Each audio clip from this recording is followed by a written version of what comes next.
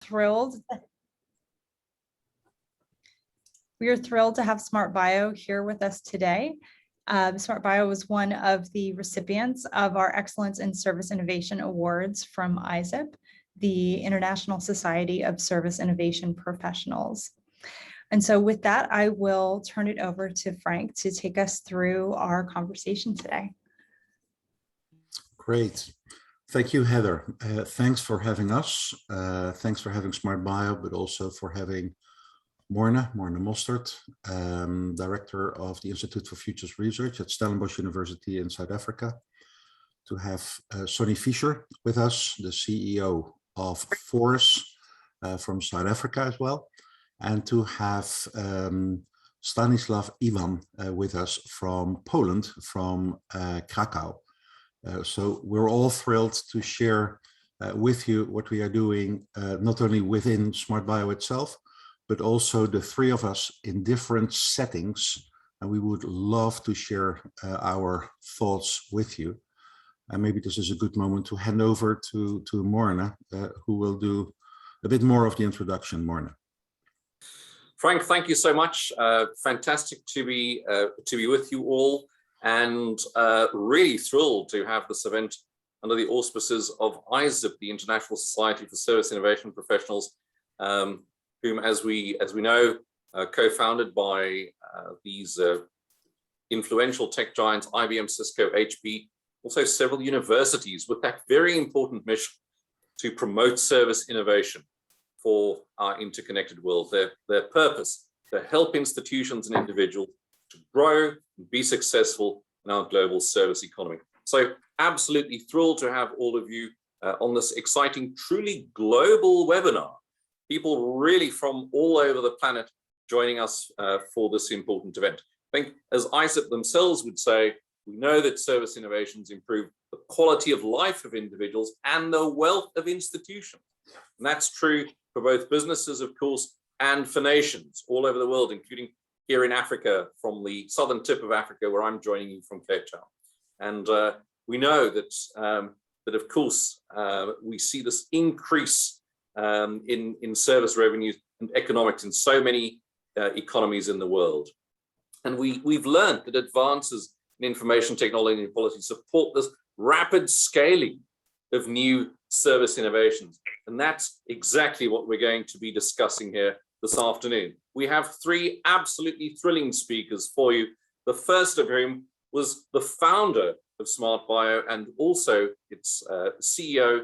He works on all kinds of fascinating projects, a true innovator. One of his current projects is working on a Groningen project, large energy transformation project in the Netherlands. Ladies and gentlemen, please join me in welcoming the founder and CEO of SMRT.bio, Frank Millis. Thank you. Thank you. And thanks for waving, Edna. Thank you so much. Good to see all of you. For this afternoon, we have prepared three presentations. I will do the introduction on SMRT.bio rather quickly. And we have three use cases. So after my first introduction of SMRT.bio, I will share one project we are working on here in the Netherlands, in Groningen.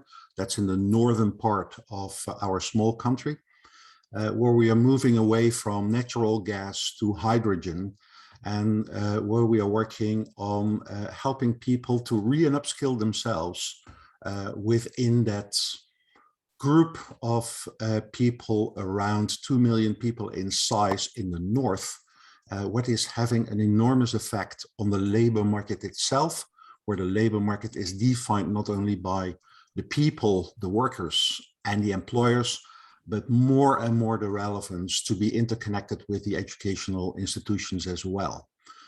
But before I dive into Groningen, I would like to share a little bit about the background of SMRT.bio.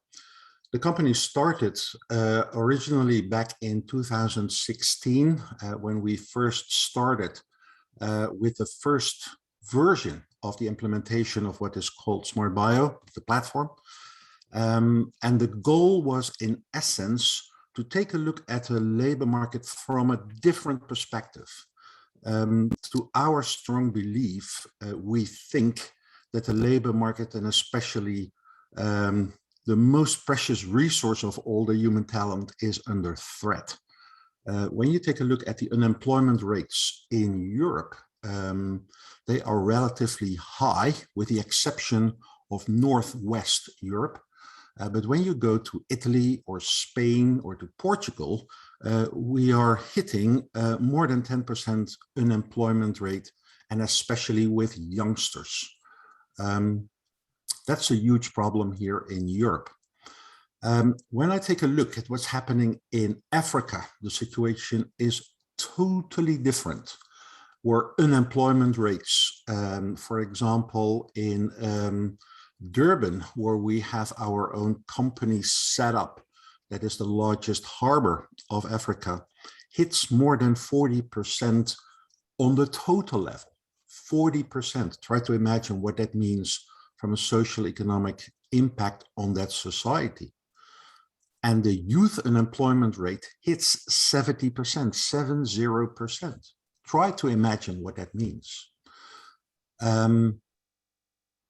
We thought we have to come up with new thinking. We have to come up with a thinking to allow people to search for potential work opportunities on one hand, and constantly being matched with potential learning advice of relevance to an individual. That was the starting point of SMRT.bio, to do the double match to work and to education. And the thought is rather simple. The implementation is a little bit more complicated. And what we did going through that logic was to analyze specifically the need within the four key stakeholders, being individuals, employers, education, and public sector, those four. And when we dive into the situation of individuals first, we see the following huge problem popping up, especially with the young generation. That is, first, the writing skills of people are not up to the level that they are able to write real professional CVs anymore. They have been grown up in social media, where you write differently than what we did in the past. And when you talk with individuals and you ask, do you like to write a CV? The answer almost by default is no, I don't like to write a CV. But I do like to play games. And for us, that was the mental click to come up with a series of games based on psychometric logic to allow people through the games to profile themselves very quickly, where they are presenting themselves in a much more full and true way compared to what is happening with CVs. Earlier this week, I was speaking with two ladies from Albania, and one of them shared a sentence with me. She said, when I take a look at a job interview, in essence, it is a chat between two liars. And I said, what do you mean with two liars? And she said, well, Frank, first of all, the individual is presenting him, herself being too good. And on the other hand, the employer is presenting a position that is really too good. So would it be possible to stop lying to each other and dive directly into the core of the conversation? That is the goal. And why is this of relevance? Going back to Durban, we were talking with one of the largest food processing companies in the world. And they said, Frank, as soon as we post one single vacancy, do you know how many applicants we receive? And I said, well, 100, 200? I said, no. You have no clue what you're talking about. We received 10,000 applicants, 10,000. And they all sent in terrible CVs. So tell us, how can we make a selection on 10,000 pages? How do we do that? It's impossible. It's nuts. What we are implementing with this organization is an implementation based on SMRT.bio, where we allow individuals, again, to play the little games, to profile themselves, to invite algorithms, and to select already the best talents that apply for a job and present them to this employer, so that they don't have to spoil their time on the wrong people. That was one thing. And then this company came back to us saying, would it be possible? Would it be possible that we are going to share a candidate that we have qualified, that we really like, but we don't have a position? Can we push that candidate into our supply chain? That's relevant. That is creating social economic impact at scale, what we would like to do with SMRT.bio. So this is what we are doing in Durban as an example. I move on with the second stakeholder, what is the employer. When you dive into the statistics of employers, most people, and I would say especially the public sector, is rather biased because they are by default looking at the SMEs, the big ones, and the big corporates. They are not looking at the small ones. And when you, again, take a look at the statistics, 90% plus, 90% plus of all of the employers in Europe are smaller than 20 employees. Try to imagine. On a total labor force in Europe of roughly 200 million people, 90% are employed within small companies. And those small companies have no infrastructure. For me, that was a thrilling thought. They have no infrastructure. So when we are telling each other in policy documents that we have to re- and upskill the labor force, and we know that 90% of all of the employers representing 55% of the total labor force don't have an infrastructure, how on earth are we going to re- and upskill those people for the fourth industrial revolution? How are we going to do it? It's impossible. Or it will take ages. And then we know one thing for sure, that China will be in a situation to tell us what we have to do. We have to grab our own destiny. We have to take action on especially the small ones. What have we done? The small ones don't have an HR department. They are running their own company, no HR. So we created libraries to make it easy for employers to join the platform and to articulate their real demand in a very simple way. Within less than 2 minutes, you can post a vacancy on the application for free with the richest tech cloud possible right now in the HR industry. We are delivering that. And the situation is rather simple. The better you have an articulated demand on the table and you compare it with an articulated supply, the match is going to become perfect. It is much easier. And you could ask yourself the question, what are recruiters doing right now? They are working in an imperfect market. And all of the recruiters, the Randstads, the Adeccos, the Manpowers, they make a total revenue on a worldwide basis of 385 billion euros. And you could ask yourself, let's try to imagine that technology is going to take over that service. Would it be possible that we are going to rechannel that revenue, not to be spent on the wrong side of the equation, but that we are going to use it to help people to re- and upskill themselves? What is the major challenge right now?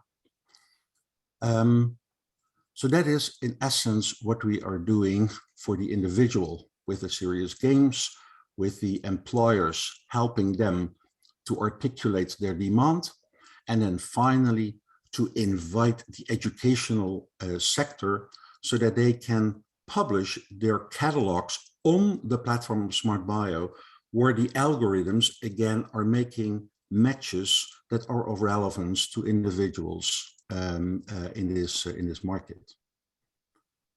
I hope that I'm still with you when I tell you this story. Yes. Let me give you an example of what we are doing. The core of the message we are sharing with our customers and with our partners is that we have to stop with silos. So silo thinking in terms of those four, what we call now fractals, the four stakeholders. And where the goal is to allow them to work together in a platform where you can join somebody else and leave again, so that it is a breathing organism almost. Two important words are relevant here. It is large scale and high speed. Everything that we are doing is based on those two premises, large scale and high speed. It's great to do something for one individual, but the goal is to do it at, again, large scale. Yes. Final message that I would like to share is that SMRT.bio is combining personal development on one hand with economic development on the other, that we have merged into one coherent set of services under the umbrella of SMRT.bio. Yeah. The three use cases that we are presenting this afternoon to you is the green implementation in Groningen, digitization with Sonny Fischer from Forest, and the inclusion project running in Krakow together with Stanislav from Linking Foundation. The situation in Groningen is as follows. The province itself is rather small. It's 650,000 inhabitants. It is the province in the Netherlands where we have found natural gas already 60, 70 years ago. What was the biggest gas production site in Europe. The total number of micro SMEs is roughly 50,000. And what you see happening right now is, on one hand, a high-end labor force really concentrating on moving away from natural gas to hydrogen. And on the other hand, a huge volume of people really on the low-end side of the labor market. There is hardly anything in the middle. That's interesting. And at the same time, what we see happening is that they are running right now many small projects with limited impact, social economic impact in the region. And there are some districts in the region where unemployment rates go up to 20 or even 30%. And the question is, how can we create new initiatives in that region to make sure that everybody in that province is joining the new fourth generation industries that are popping up in this province. And what we have decided to do is the following: to implement the platform, and first to say we are not going to do small projects. We are only going to allow people to join the platform and then to analyze the data. And in the second phase, to discuss what potential projects can be put on top of the people that are running on the platform itself. Because right now, somebody says we should do something for Syrian refugees, what is an important subject, but it's only 200 people living in that region. So the question is, how can we create projects that really have an impact at large scale and high speed? And that is not to discuss potential projects right now, but to wait for the people that have entered into the platform and then to come up with programs that really that are really addressing a need in the marketplace. I hope that I and making myself clear what we are doing in this region. And in case there is an interest in learning what we have done already and the statistics that we have generated in that market, I'm more than happy to share it. Is it not in this call, then in another one, to dive into the big data analysis that we have created for this province. Morna. Frank. Yes. Frank, thanks so much. That is really exciting stuff. And you can just see in the comments, Frank, how some of those key constructs resonate with people. We can see the real focus in the chats there about your human-centric approach, and the fact that you're doing a very interesting thing, that you're matching, one might say, individuals with opportunity, but you're also very interestingly matching the human with technology. And I think that's a very exciting characteristic of what you're doing there. The scale and speed that you focus on there is also getting a lot of attention from people in the chat, and I think everyone now agrees that that's beyond negotiation. I am going to give the audience an opportunity, Frank, just if there is anyone who'd like to ask a direct question, just before I hand over to another speaker. And if not, I would be fascinated, Frank, if you could comment on this idea of remembering the human in an era where we really think it's all about technology. And I think the SMRT.bio is just doing that so elegantly. Perhaps you want to comment on that if there's no other question from the audience.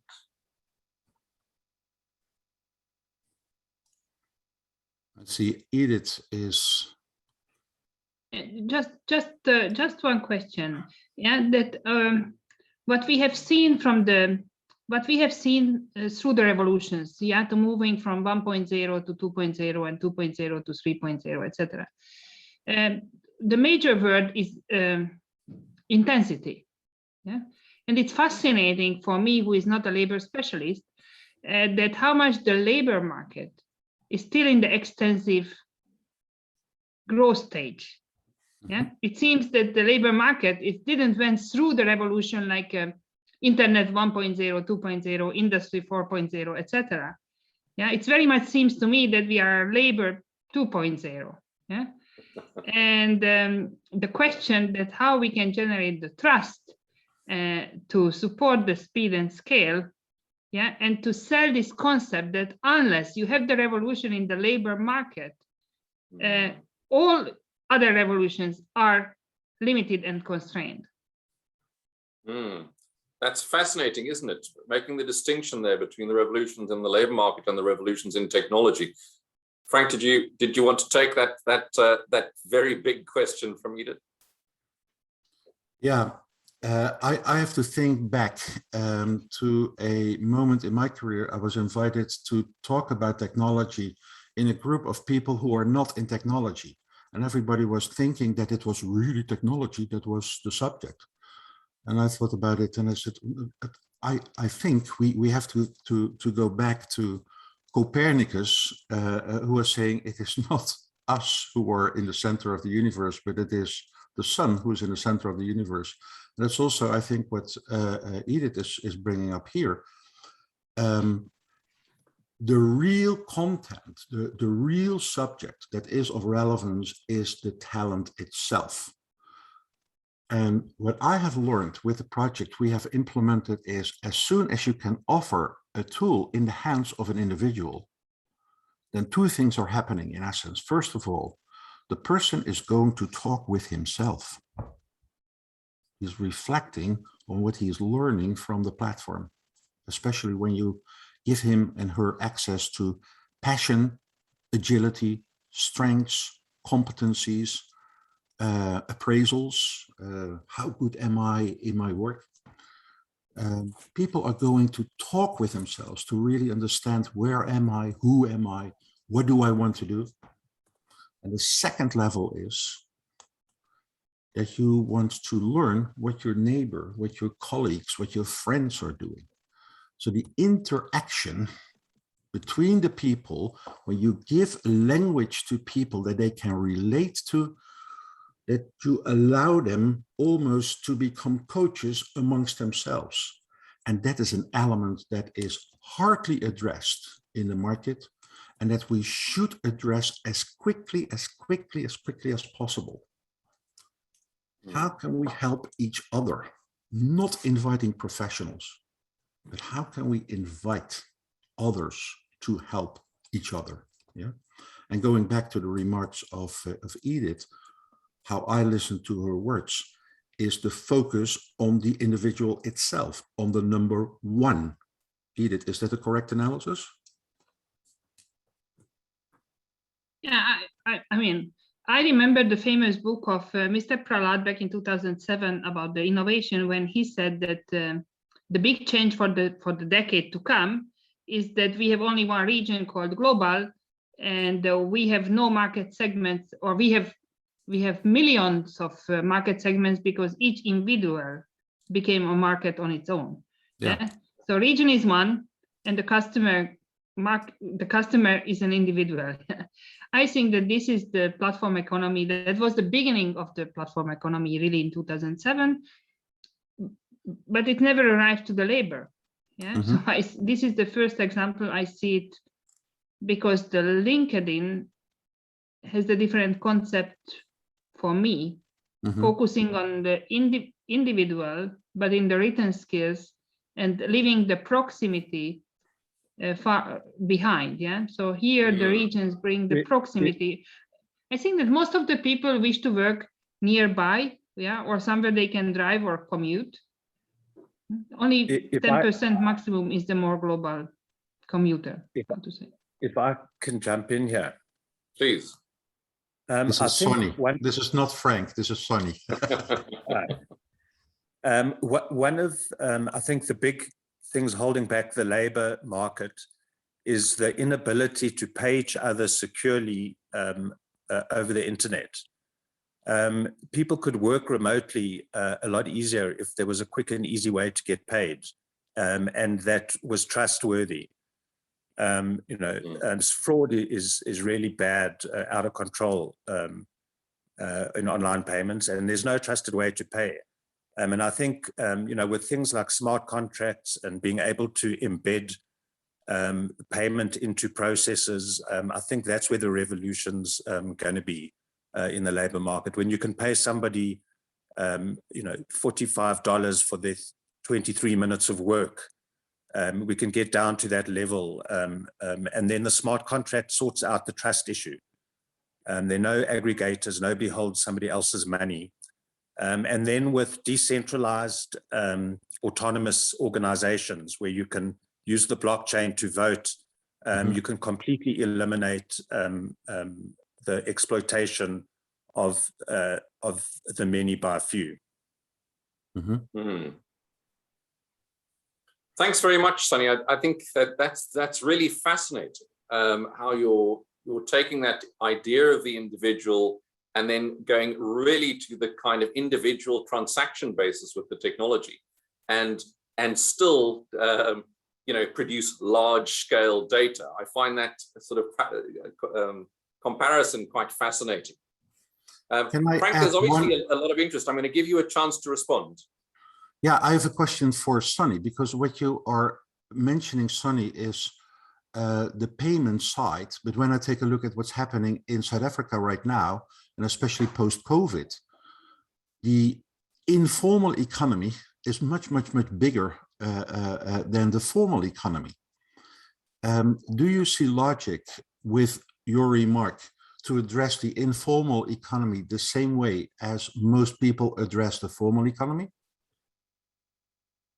You're on mute, Sonny. You're on mute.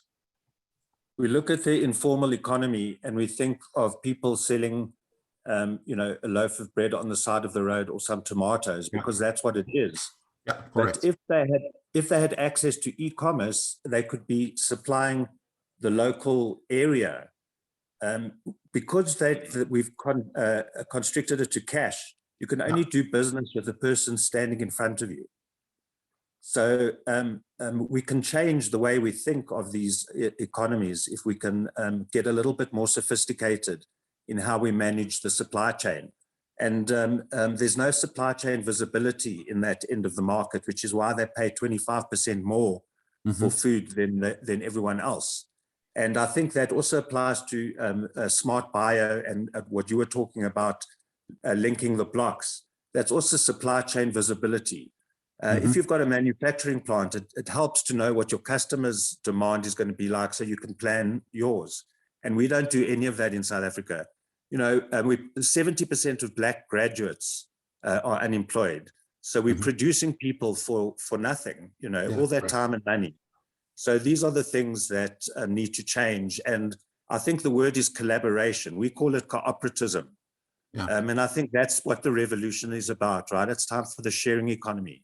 And it's almost going back to the past, cooperatives. You know, how do you think Germany and America rebuilt after the war? They did two things. They worked as cooperatives and they provided liquidity. And that's the other thing. As soon as we put systems into the informal sector, we can then fund them and we can then give them liquidity. Because we've spent, you know, we've got all this unemployment. We've also got 20 million people in a population of 60 million who receive social grants, 20 million. And we spent R1 trillion on social grants and R2 trillion on education. It's not like we're not spending the money in the last 10 years and we're nowhere. So clearly something has to change. And I think it's all about empowering the local economies, giving people what they need, which is access to capital, access to markets and education. Take any one of those away, it doesn't work. Give anybody those three things and they'll be successful. Sonny, thanks very much for that response, and Edith for challenging us to think about the real macro revolutions. I think that's opened up a fascinating conversation. I have the terrible job this afternoon, colleagues, of moving things along, whereas my natural style is really to open things up. So with your permission, Frank, I'm going to invite our next speaker. He is the director of Linking Foundation, a company in Krakow, Poland, vastly educated in MA in sociology, postgraduate studies in HR, executive MBA, proven leader really in not only establishing businesses, but also staffing those, motivating those people, been research and development manager, various technological projects with the EU, experienced also in really moving people forward, training, motivation, various nonprofits, founder and vice president of Linking Foundation. And this is a nonprofit organization dedicated to the development and promotion of modern and innovative solutions supporting local communities. There's that locality again, at the same time, simultaneously that global orientation. This is in the fields of economy, culture, which I really love, having culture in there, and education, and supporting a civil society by creating and promoting the use of modern information and communication technologies.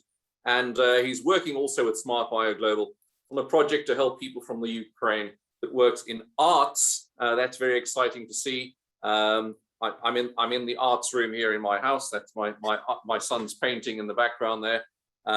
It's not looking promising, by the way. And ladies and gentlemen, so please join me in a warm welcome of the director of Linking Foundation, Stanislav Yuan. Stan. Thank you for inviting me, and it's really nice to be with you and hear all these interesting projects that are going all over the world. I will talk about one of our projects that we are doing together with SMRT.bio and Frank and our Norwegian partner, and it's a project called Integrate, integrating and empowerment of migrant communities through creativity and art.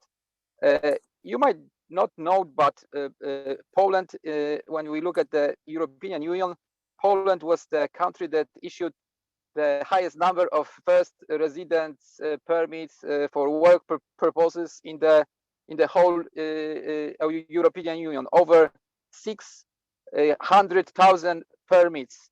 It's, let's say that the second Germany was just over 100,000. So it's just in 1 year in 2020, and most of the while most of the migration of Poles to the west go to the UK, Netherlands, Norway, and other places, we see the flow of people coming from the east, mostly from Ukraine.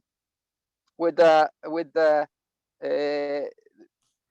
we look at the European Union, it's 600,000 Ukrainians getting the first resident permit in EU, and most of them in Poland. So it's really huge number of people coming to our country, and of course they face some real challenges.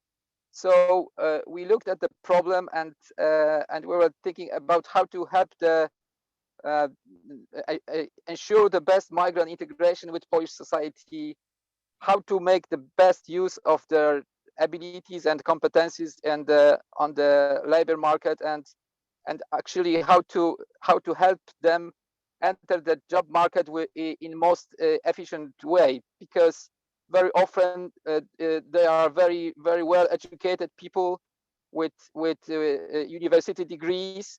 They come to Poland and they do the low wage jobs, and they don't make use of their potential. And we thought that the first and most important question would be the development of methodology for gathering skill analysis. And the SMRT.bio, we think, is the best tool to start working with migrants, as it allows individuals to profile themselves with this set of serious games that Frank mentioned: passion, strength, agility, competences. And the platform also delivers a match with both work and learning opportunities. And this is of high relevance for new entrants into the Polish and the European market. And the result we want to achieve is to develop the right methodology and test it on a limited group of migrant leaders. That's the goal of the projects we're doing right now. We also want to develop the right tools and guidelines to use our approach on a large scale. So it's a perfect fit with the SMRT.bio platform. And of course, there's also this art and creativity part, because additionally we will explore the benefits of using the arts and creativity as a way of gaining the soft skills, language skills, or cultural awareness skills, to let people feel home quickly and to find a good job and make a decent income while coming to Poland. So we are in the beginning of this project, but it looks really promising, and we're happy to have this opportunity to work with SMRT.bio. And we hope that it will not be just this project that we were working on right now, but the results we will have some very good impact in the future for large scale projects. That's it. Stan, thank you so much. Gosh, what a fascinating thing to be working on. Really connecting again with that deeply human drive for artistic expression. I find that absolutely fascinating. Perhaps if I could ask a question from you, Stan, since we've had some representation already on the call from Africa here, do you think that that migration from the UK, from the Ukraine, is in any way different from migration from, let's say, Africa that you've heard of here, or even migration from Asia? Do you think there's a distinction? It is different. The first thing is you just look how the people look. When you come to Poland, you would not notice that there is over 1 million migrants living in our country, because they just the same skin color, and they just blend with the society. on the on the surface. But there are language differences. There are really quite big cultural differences, and it's very difficult. It is very difficult for them to be aware of them, because similarities can be misguiding. You think you know other people, you think you know other customs, but in fact you don't know them, and you can make very many mistakes. And that's where, when our projects come in, that we want to give them the opportunity to overcome the cultural differences, to overcome the language barrier in the easiest possible way, just through the art and to creativity. So that's the goal for our project. Gosh, that's really interesting. I have a long list of questions I'd like to ask you, Stan, but I'm going to give the audience an opportunity just to see if there's anyone who would like to ask something. Please feel free to unmute yourself and just speak. Can I ask a question, Morna? Yassi, thank you. Yeah. So this is a general question. I think it's really smart, the approach that SMRT.bio is taking to build the platform, show the scaling, and from what I understand, let business models emerge. So what I see from the talks and what I've learned from SMRT.bio is the focus right now is to get more governments and politicians really buy in, and that brings the scaling of the community and regions. Now, in the spirit of letting the business models emerge, do you, and any of you can answer this, do you see a possibility of also SMRT.bio not just being used by SMEs, but with larger corporations?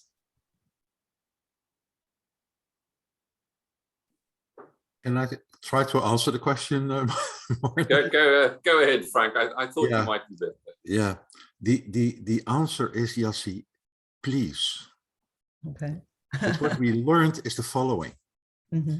That is, as soon as we walk in as a small company, that big corporates are saying, we are doing that already. Mm. So the rollout principle is different.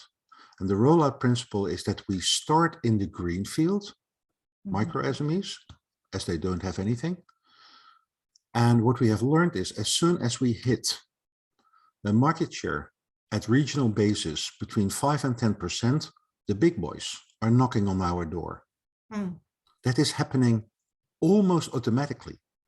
Mm-hmm. And what is happening right now in South Africa is that we don't need to have 5% market share, because the problem the big corporates are facing, and I shared you the example with 10,000 applicants for one vacancy, is so huge that they are knocking on the door already. There is logic for Durban to say, SMRT.bio, could we help you to grow your team of 15 staff as per today to 300 as per January 1st, 2022? Well, that is mind-boggling. And when you are talking about such a huge group of people working within SMRT.bio to serve the community, automatically you will hit big corporates and you can offer more services to the big corporates. So to make a long story short, you're absolutely right. This is not limited to the small ones alone. Yeah. I think part of the revolution of the fourth industry is that we're moving past platforms and ecosystems into a metaverse where it's an ecosystem of ecosystems. The truth is no one can pull this off on their own. Yeah. The only way we can do this is if we all work together. And the more people who work together, the greater the visibility, the more efficient we can be, the better we can manage resources, and the closer we can get to ending, poverty, hunger, and so on. Wonderful. I couldn't agree more. Thanks, Sonny, and thanks, Jesse, for that provocation. Stan, I will allow all our panel members a final comment when we close the day. We're just playing my hard taskmaster role. Stan, if you'll allow me, I'm going to move on to our next speaker. He's the founder of Forus. He thought of that idea over 10 years ago, and he spent all that time working, collaborating with partners across the globe, developing that Forus ecosystem, or what he's now called ecosystem of ecosystems. He started his career as IT and strategy consulting for international audit and consulting firms, and also started his own point of sale business, Renaissance Retail, which listed on the Johannesburg Securities Exchange in 1997 at the age of just 29, something quite staggering. He's also the founder and CEO of Micro Angelo, a point of sale solution for FMCG fashion. There's the art again. And specialty retailers, the CEO of JSE Listed Information Securities Architects, and that is the largest IT security consultancy and value-added reseller in Africa. He's the visionary of Forus, continues to drive the project into new and exciting ideas based on his passions, Frank, for technology and for financial inclusion. Ladies and gentlemen, the founder of Forus Global Digital Exchange, Sonny Fisher.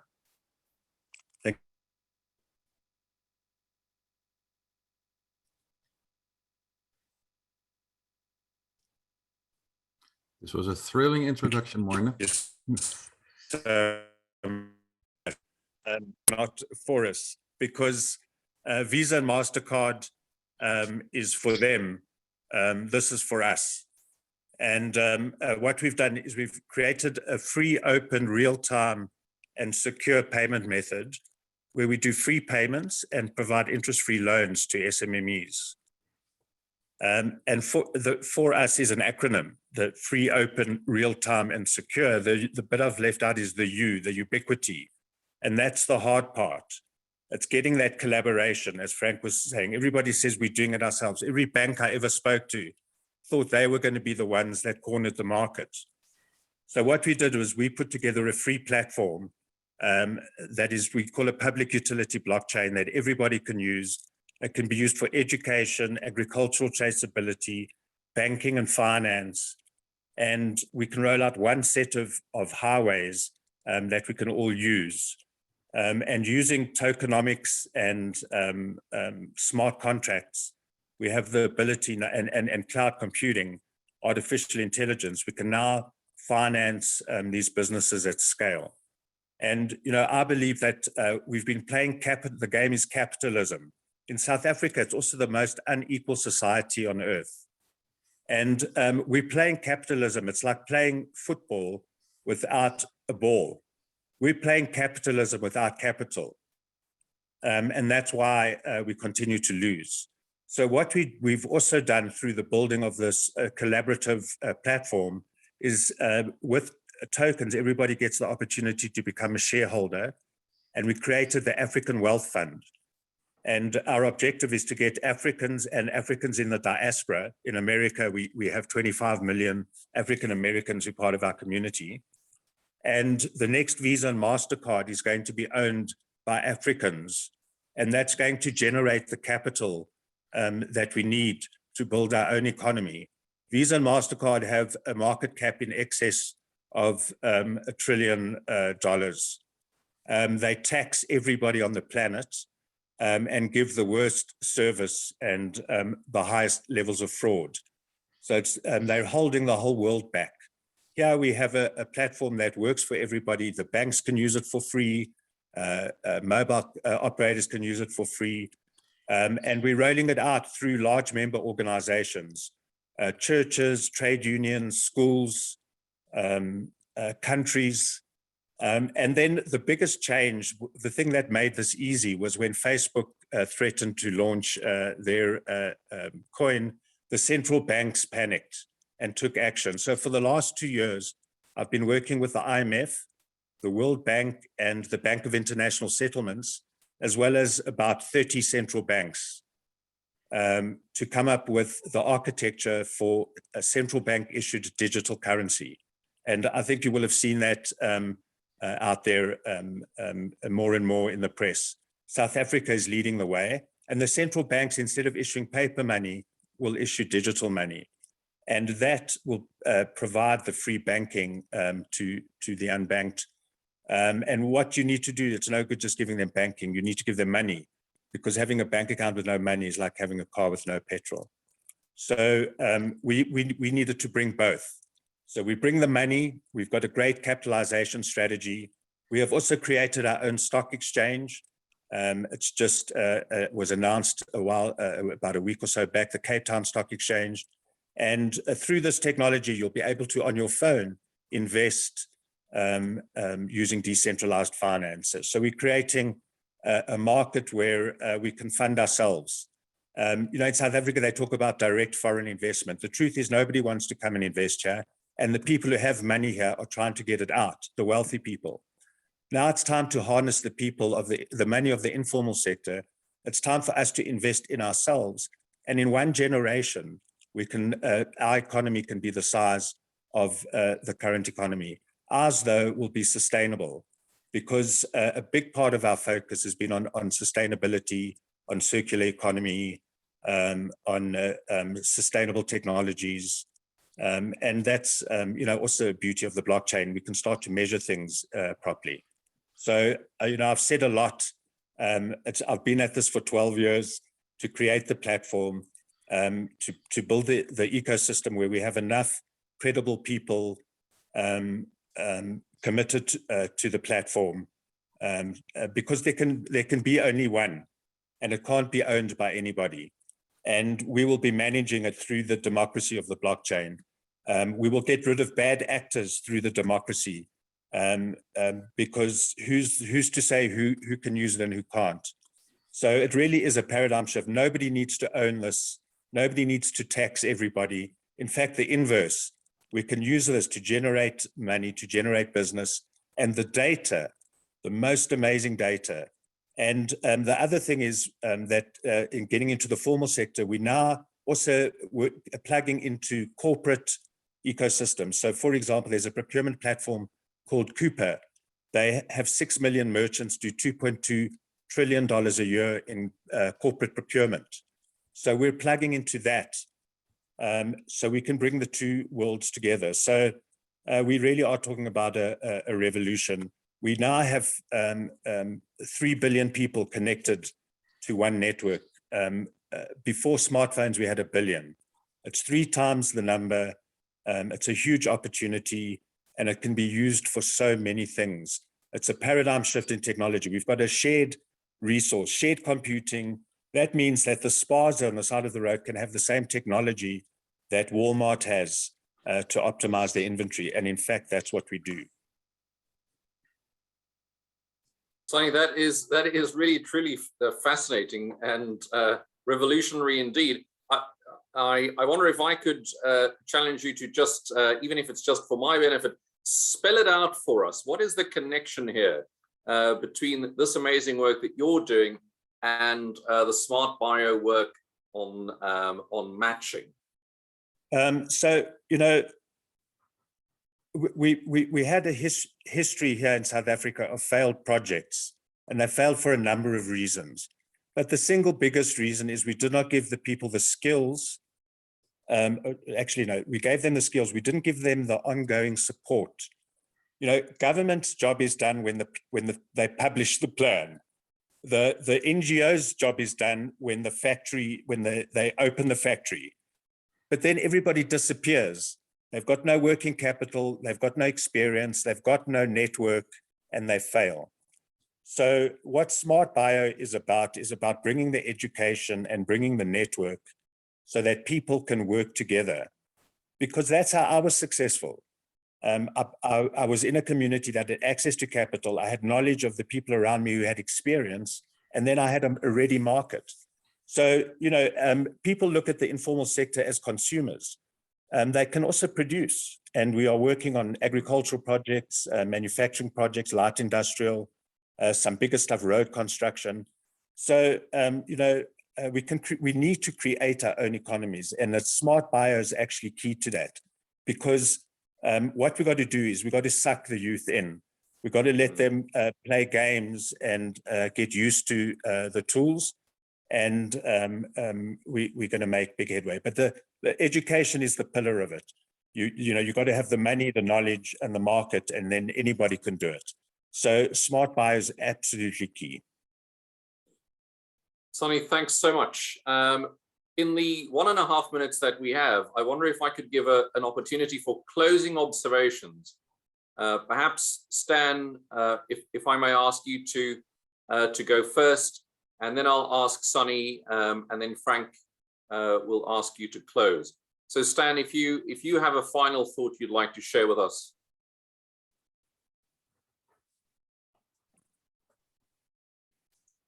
I think Stan may have just stepped out for a moment. A closing 30 seconds from you, Sonny.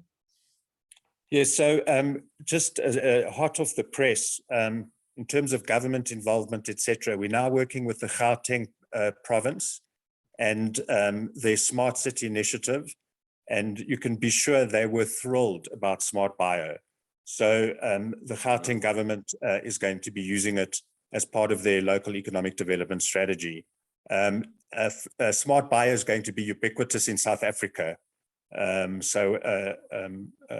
looking forward to it.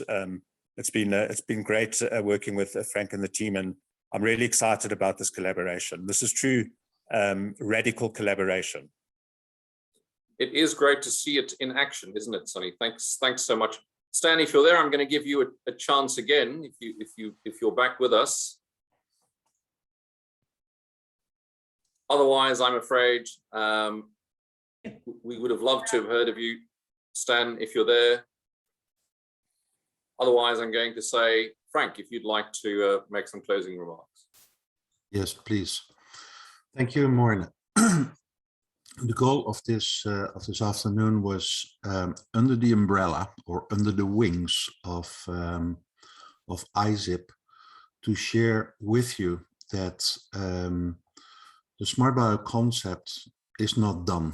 It is not an end game. We are at the beginning of the game. I would like to invite you to be with us, to share your thoughts, and let's do what Sonny mentioned. Let's start working together. For the moment, we are really focusing on Europe, Middle East, and Africa. So in Europe, we are now working on a project to implement SMRT.bio in roughly 30 regions with excellent support of Eva Fabry. She's also in the call. At the same time, in Africa, with the focus right now on South Africa, with the works that we have been doing as of 2018 in Durban, and what Sonny and his team are doing in different locations in South Africa and also in other areas in Africa. On October 23rd, 24th, there is a huge event taking place in Dubai on World Expo. Eva Fabry again is organizing that event. It is fully focused on inclusion and especially answering the question, how can we engage more women, especially in the GCC countries, into the labor force? And when you take a look at Groningen Hydrogen, Stan working on a project within arts, women coming in from Ukraine to Europe, Sonny and his team working on the informal economy, Eva working on the Middle East. There is so much, and the question is, how can we create a platform with all of us to address again the two keywords of this afternoon, that is scale and speed. I would like to thank ISSIP for rewarding us with your Service Innovation Award. Yossi and your team, thank you very, very much. It's an honor that we are in a list of excellent names. Thank you so much. And if there is a possibility to do a transatlantic project, so Europe in combination with the US and or Canada, we would love to add our value to a project. So if I may Thank say, you so much. If I may say just a couple of words, I know we are running over time. Sorry about that. So thank you so much, Frank, and thanks everyone, all the speakers. I'm really delighted to learn SMRT.bio enabling so many great projects in the spirit of collaboration and ecosystem building. And therefore, I continue to believe that SMRT.bio award is very well deserved. So a couple of thoughts. I'd love to continue this conversation as part of ISSIP and explore how, we could do things with ISSIP and this community that's here. Yeah. And the other thing is, I would like to say thank you on behalf of Heather. She had to drop off, but asked me to give a special thanks to all of you, and especially to Frank for giving us this opportunity. So definitely let's continue the conversation, and Frank, you and I can talk about how we would do that. But this is the kind of innovation that we would like to see. Also, all the great projects here, please consider submitting for next year's ISSIP Service Innovation Award. I shared the link on the chat, and if you're interested, send me an email, yossi@issip.org, and I'll let you know more. But definitely let's continue the conversation. Thank you. One last thank you is for Morne. Morne, thanks for moderating this afternoon. It's always a pleasure to be with you. So thanks for moderating, and looking forward to the next engagement together. Thank you so much. I loved it, Frank. Thanks so much, everybody. It's been fantastic to be with you. Thank you. Thank you. Wonderful. Take care. Bye-bye. Bye-bye. Thank you. Take care. Bye-bye. Bye-bye.